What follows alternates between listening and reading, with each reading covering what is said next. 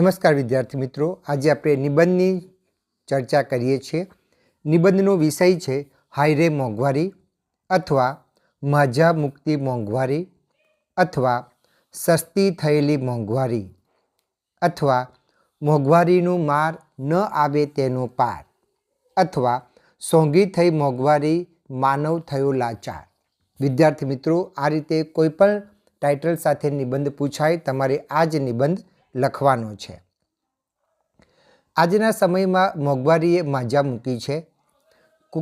Corona કાળની હજુ આપણે બચ્યા નથી, મુક્ત થયા નથી, હજુ પણ કોરોના આપણી પાછળ પડ્યો છે। તેમાં વળી આ મોંઘવારીના વિષચક્રથી માનવને જીવન જીવવું હવે મુશ્કેલ બની ગયું છે। એમ કહી શકાય કે કમર પણ વાંકી વળી જાય એવી મોંઘવારી છે અને છક્કા છૂટી જાય એવી મોંઘવારી છે। મળે છે 5 રૂપિયામાં અડધી ચાયની પ્યાલી, તમારા હોઠ પણ ન ખરડાય એવી મોંઘવારી છે। ગરીબો માટે રોટલા સાથે ખાવા દાળ પણ ક્યાં છે, બિચારા પાણીમાં બોળી ખાય એવી મોંઘવારી છે। મોંઘવારી જોતાં ગરીબ અને મધ્યમ વર્ગ માટે તો આ ધરતી જ નર્ક સમાન બની ગઈ છે। 12 સાંધો ને 13 તૂટે એવી પરિસ્થિતિમાં રોટી, કપડાં અને મકાનની વાત કરવી જ મુશ્કેલ છે। ભારતનો ગરીબ ગરીબાઈમાં જન્મે અને ગરીબાઈમાં જ મૃત્યુ પામે છે। પેટનો ખાડો પૂરવા માટે આખો દાડો મજૂરી કરે પણ એ ખાડો પૂરાતો નથી અને આખરે અકાળે મૃત્યુ પામે છે। ત્યારે એમ કહી શકાય કે ખરેખર મોંઘવારી મોંઘી થઈ છે અને માનવ જીવન સોંગું થયું છે। ગરીબો અને મધ્યમ વર્ગના લોકો મોંઘવારીમાં મરતા હોય છે ત્યારે દેશ નેતાઓ અને ઉદ્યોગપતિઓના પેટનું પાણી પણ હાલતું નથી। તેઓ તો બસ પોતાની સત્તા અને અમન ચમનમાં પૈસા પાણીની જેમ વહાવે છે, જ્યારે બીજી બાજુ રાજાની રૈયત મોંઘવારીના મારથી મરી રહી છે। આપણે ગુલામ હતા ત્યારે નેતાજી સુભાષબાબુએ આઝાદ હિંદ ફૌજની રેલીને સંબોધતા પહેલાં આ શબ્દો કહેલા: ગુલામીના મિષ્ટાન કરતાં આઝાદીનો સૂકો રોટલો અમને વધુ મીઠો લાગશે। નેતાજીના આ શબ્દો આઝાદી મળ્યા પછીના વર્ષોમાં એવા તો અવળા ફળ્યા કે હવે તો સૂકો રોટલો પણ મિષ્ટાન જેવો લાગે છે। એક બાજુ મોંઘવારીનો રાક્ષસ લોકોને ભરખી રહ્યો છે ને બીજી બાજુ ગરીબી રેખા નીચે જીવતા લાખો કુટુંબો કાળી મજૂરી કરવા છતાં એક ટંકનું ધન પણ મેળવી શકતા નથી। મોંઘવારીની આગમાં કેવળ ગરીબો જ નહીં, મધ્યમ વર્ગના માનવીઓ પણ તપે છે। પરિણામે મોંઘો માનવ દેહ લાચાર બની ગયો છે। મોંઘવારી, મોંઘવારી, મોંઘવારી, જ્યાં જુઓ ત્યાં આ જ પ્રકારની બૂમો સંભળાય છે। માનવીને ખાવા માટે અન્ન, તન ઢાંકવા માટે કપડાં અને સિર છુપાવવા માટે ઘર જોઈએ, પણ આપણા દેશમાં વસ્તી વધારો, બેકારી, ગરીબી અને મોંઘવારીને કારણે લોકો પોતાની પ્રાથમિક જરૂરિયાતો સંતોષી શકતા નથી। આજે મોંઘવારી કૂદકા મારતી વધી રહી છે ત્યારે દેશના ગરીબ અને મધ્યમ વર્ગના કરોડો લોકોના જીવનમાં ઝેર રેડાઈ ગયું છે। જहाँ डाल डाल पर सोने की चिड़िया करती थी बसेरा, वो भारत देश मेरा। એક સમયની ભારતની જાહોજલાલીનો હતો કે આપણા દેશમાં ઘી દૂધની રેલમછેલ હતી, લોકો સુખી, સમૃદ્ધ અને સંપન્ન હતા। એમ કહેવાતું કે રૂપિયો ગાડાના પૈડા જેવો લાગતો, અર્થાત 1 રૂપિયામાં આખા ઘરની બધી જ જીવન જરૂરિયાતની વસ્તુઓ સંતોષાતી। 4 મણ આને બાજરી, 12 મણ આને ઘઉં, 1 રૂપિયે મણ બાસમતી ચોખા, રૂપિયાની 5 શેરી મોરસ, રૂપિયાનું અડધો શેર ચોખ્ખું ઘી મળતું। આ પરથી સમજી શકાય કે ભારતમાં સોંઘવારી હતી। ઓછામાં ઓછું તે સમયમાં માણસ ભૂખ્યો નહોતો મરતો। આજની પરિસ્થિતિ જરા જુદી છે। માનવી એક ટંક રોટલા માટે 12 કલાક મહેનત કરે તો પણ તેને ભૂખે મરવાના દિવસો આવ્યા છે। તેના મૂળમાં છે મોંઘવારી। એમ કહેવાનું મન થાય કે ભૂતકાળમાં માણસ કેવી રાખતો ખુમારી, મોંઘવારીમાં માણસની દેખાવા લાગી લાચારી। મોંઘવારીના નામે આપણે બૂમો તો પાડીએ છીએ, પણ આ મોંઘવારી આવી ક્યાંથી? મોંઘવારી એટલે શું? મોંઘવારી એટલે સમય જતાં વસ્તુના ભાવમાં થતો વધારો। આ વધારો એટલો વધે કે જેને કારણે સામાન્ય પ્રજાનું જીવન જીવવું મુશ્કેલ બને। મોંઘવારી ધીમે ધીમે ચોર પગલે આપણા ઘરમાં આવી જાય તો પણ આપણને ખબર પડતી નથી, પણ જ્યારે જ્યારે માનવીની મૂળભૂત જરૂરિયાત ન સંતોષાય, 12 સાંધતા 13 તૂટે જેવી સ્થિતિ થાય, ત્યારે ખબર પડે કે મોંઘવારીનું વિષચક્ર ચાલી રહ્યું છે. આ મોંઘવારી માટે જવાબદાર કોણ? આ સૌથી અગત્યનો પ્રશ્ન છે. તેનો જવાબ મારી પાસે છે. મોંઘવારી માટે આપણે પોતે જ જવાબદાર છીએ. આપણી સરકાર જવાબદાર છે, આપણા ઉદ્યોગપતિઓ જવાબદાર છે, આપણા વેપારીઓ જવાબદાર છે. આ મોંઘવારીનું ષડયંત્ર રચનારાઓ આપણા દેશબંધુઓ જ છે. આ પણ આપણા કિસ્મતની કમનસીબી જ છે ને. આજે મીઠાથી લઈ મીઠાઈ સુધીના તમામ ખાદ્ય પદાર્થો, પાણીથી લઈ પેટ્રોલ સુધીના તમામ પ્રવાહીઓ, ખીલીથી લઈ ખાસરા સુધીની તમામ ચીજવસ્તુઓ, ટાંકણીથી લઈ ટાયર સુધીની હર કોઈ ચીજવસ્તુઓ, સાયકલથી લઈ સફારી સુધીના બધા જ સાધનોના ભાવ આસમાને પહોંચી ગયા છે. અને ગરીબડો માનવ મોં પોડું કરી, આંખો ઝીણી કરીને અને પેટે પાટા બાંધીને જોયા કરે છે.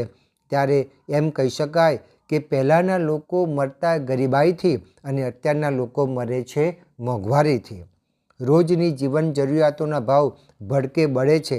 આજે ઘઉં, બાજરી, તેલ, દૂધ, ઘી, ચોખા, ખાંડ, મીઠું, મરચું, મસાલા, શાકભાજી આ બધામાં સતત ભાવ વધારો થતો રહે છે.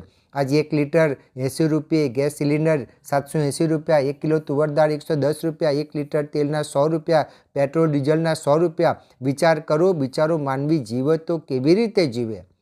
ખેત મજૂરી કે છૂટક મજૂરી કરીને ગુજરાન ચલાવતા હોય કે ખાનગી પેઢીઓમાં નોકરી કરતા હોય તેવા લોકોની સ્થિતિ દયાજનક બની જાય છે. નાના નાના ધંધા વેપાર કરતા માનવીને તો દિવસોના કાઢવાનાય ફાંફા પડે છે.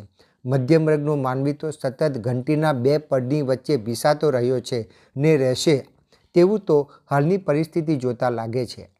પોતે ઉચ્ચ કેળવણી ન પામી શકેલો મધ્યમ વર્ગનો માનવી પોતાના હોશિયાર પુત્ર કે પુત્રીને આજની મોંઘી દાટ ઉચ્ચ કેળવણી આપી શકતો નથી. તે પોતાનું ઘર ચલાવે કે લાખો રૂપિયા ફી ભરે? ત્યારે કવિશ્રી કરશનદાસ માણેકની આ પંક્તિ યાદ આવે, મને એ જ સમજાતું નથી શાને આવું થાય છે, ફૂલડા ડૂબી જાય છે ને પથ્થરો તરી જાય છે. મોંઘવારી વધવા માટેના ઘણા કારણો હોઈ શકે, જેમાં ઉત્પાદકોની બેફામ નફાખોરી, સંગ્રહખોરી, કાળાબજાર, સરકારી તંત્રની વહીવટી નિષ્ફળતાઓ, વસ્તી વધારો વગેરે ગણાવી શકાય. આંતરરાષ્ટ્રીય બજારોમાં ખનિજ તેલના ભાવ વધતા દેશમાં પણ તેનો ભાવ વધારો થાય છે. હાલમાં દેશની સરકાર પેટ્રોલ ડીઝલ પર જુદા જુદા ટેક્સ નાખીને પેટ્રોલ ડીઝલને મોંઘું કરે છે. પરિણામે ટ્રાન્સપોર્ટ મોંઘું પડે છે અને જીવન જરૂરિયાતની ચીજવસ્તુઓના ભાવમાં વધારો થાય છે. દેશ નેતાઓ અને ઉદ્યોગપતિઓના કારણે જ મોંઘવારી વધી રહી છે. ત્યારે એમ કહી શકાય કે પારકા પીડે તો વેદના સહન થાય, પણ પોતાના પીડે ત્યારે વેદના અસહ્ય થાય. આપણો દેશ ખેતી પર નભે છે. 70% લોકો ખેતીને આધારે પોતાનું જીવન પસાર કરે છે. આજે જગતના તાતનું બિરુદ મેળવનાર ખેડૂતની સ્થિતિ કફોડી બની ગઈ છે. કારણ કે તીડનું તાંડવ, નિસર્ગ વાવાઝોડાનું તાંડવ, ભૂકંપના ભોગનું તાંડવ આ બધું ઓછું હતું, તેમાં આવ્યું કોરોનાનું તાંડવ, તે પરથી આવ્યો મોંઘવારીનો માર. એમ કહી શકાય કે જગતને આધાર આપનાર તાત આજે નિરાધાર બની ગયો છે. ખરેખર મોંઘવારીથી આપણે બધા કંટાળી ગયા છે. શું મોંઘવારીના રાક્ષસને મારવાના કોઈ ઉપાય નથી? છે, ચોક્કસ છે. આ રહ્યા તેના ઉપાય. જરૂરિયાત કરતાં વધુ સંગ્રહખોરી અટકાવવી પડશે. કાળા બજાર, ભેળસેળ કરનારા, ઓછું તોલમાપ કરનારાઓને ખુલ્લા પાડવા પડશે. શોષણખોર વેપારીઓને સજા મળે તેવા પ્રયત્નો કરવા પડશે. જગતના તાત એટલે કે ખેડૂતને પ્રોત્સાહન આપવું પડશે. નૈતિક જવાબદારી સમજી ગ્રાહક સુરક્ષા મંડળે આગળ આવવું પડશે. ખાવા પીવાની ચીજવસ્તુઓના ભાવ આખા દેશમાં એક સરખા હોવા જોઈએ. ઉદ્યોગપતિઓએ સમાજ સેવા કરવી જોઈએ.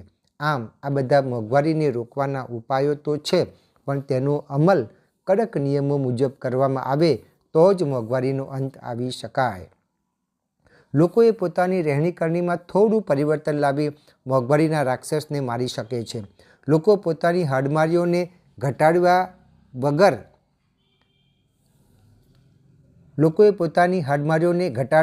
કમર કસવી પડશે. તેણે હિંમત રાખીને અને લોકોની ટીકા ટિપ્પણીઓની પરવા કર્યા વિના સામાજિક રીત રિવાજોના નામે થતા બિનજરૂરી ખોટા ખર્ચા પર અંકુશ મૂકવો પડશે. લગ્ન પ્રસંગે થોડી સાદાઈથી ઉજવવા પડશે. મરણ પ્રસંગોએ થતા ખોટે જમણવારીના ખર્ચા પર કાપ મૂકવો પડશે. ઘર ખર્ચમાં થોડી કરકસર કરવી પડશે. મોટા થયેલા બાળકોને આત્મનિર્ભર બનાવવા પડશે. તેમને કમાતા કમાતા ભણો ના પાઠ શીખવવા પડશે. લોકોએ સ્વાવલંબન અને સાદાઈ અપનાવવી પડશે. જીવનમાં આ 3 વસ્તુ લાવવી પડશે. મને આ વસ્તુ વગર ચાલશે, મને આ વસ્તુથી ફાવશે, મને આ વસ્તુથી ગમશે. મોંઘવારીના મારથી બચવા માટે આ રીતે માનવ પોતાની થોડી જીવનશૈલી બદલવાની જરૂર છે. મોંઘવારી એ ખરેખર દેશ અને દેશના લોકોનો દુશ્મન છે. તેને દૂર કરવો જ રહ્યો. પણ આ બધી વાત ભવિષ્યની થઈ. આજે તો મોંઘવારી સામે માનવી મરી મરીને જીવી રહ્યો છે. ત્યારે સ્વર્ગસ્થ કવિ નાથાલાલ દવેની રચનાના કેટલાક અંશો આપણે જોઈએ. કરો ઓછી વિકાસની વાતો વાલમજી, રોજ ભાષણની રેલમછેલ વાલમજી, પણ ના મળે પાવલું તેલ વાલમજી, જરા ઓછી થાય ન મોંઘવારી વાલમજી. સ્વર્ગસ્થ નાથાલાલ દવે રચિત કાવ્ય સંગ્રહ સોનવરની સીમની આ કૃતિ આપણે અહીંયા મેં મૂકી છે. આપણે આખું પઠન કરીએ. મોંઘવારી વિશે તેમણે એ સમયમાં કવિતા લખી હતી. કરો ઓછી વિકાસની વાતો વાલમજી, હવે અમથું ના સાંભળ્યું જાતું વાલમજી, તમે આંબજોના આંકડા બોલો વાલમજી, અને પોતાના ડાપણ પર ડોલો વાલમજી, ભવ આકાશે જઈને આંબ્યા વાલમજી, ને લોકો તો થઈ ગયા લાંબા વાલમજી, તમે રંગીન ચોપાનિયા છાપો વાલમજી, રાતે રેડિયોમાં ભાષણો આપો વાલમજી, ભલે મોબડીઓ ગાય મોટા ગાણા વાલમજી, પણ શબ્દો ન થાય અથાણા વાલમજી, ગઈ કાપડના લેવા કટકો વાલમજી, ભાવ જાણે વીછીનો ચટકો વાલમજી, હવે કોને તે કરીએ ધોખા વાલમજી, થયા દુર્લભ ચપટી ચોખા વાલમજી, રોજ ભાષણની રેલમ છેલ વાલમજી, પણ ના મળે પાવડું તેલ વાલમજી, ધન ઓછાને લઈ લાઈનું લાંબી વાલમજી, મારા વેચાયા કડલાને કાંબી વાલમજી, મારા લાલને જ્યાં મોકલું નિશાળે વાલમજી, પંડ નાનોને ચોપડો ભારે વાલમજી, કરે શિક્ષકો તે ભણતારના ચાડા વાલમજી, માગે ફીને માગે ફંડફાડા વાલમજી, કરવેરાની જાડ છે અનેરી વાલમજી, મને ચારે બાજુથી ઘેરી વાલમજી, જેમ કૌરવોએ ઘેરી પાંચાલી વાલમજી, બેઠા પાંડવો લમણા ઝાલી વાલમજી, એવી વાતો તમારી વરવી વાલમજી, જુઓ લૂંટાતી ગુજરાતણ ગરવી વાલમજી, છોડો રૂપાળા શબ્દોની લીલા વાલમજી, જુઓ બાલુડાના મુખડા વીલા વાલમજી, જરા ઓછી થાય ન મોંઘવારી વાલમજી. તો વિદ્યાર્થી મિત્રો, અહીંયા આપણે નિબંધની ચર્ચા પૂર્ણ કરીએ છીએ.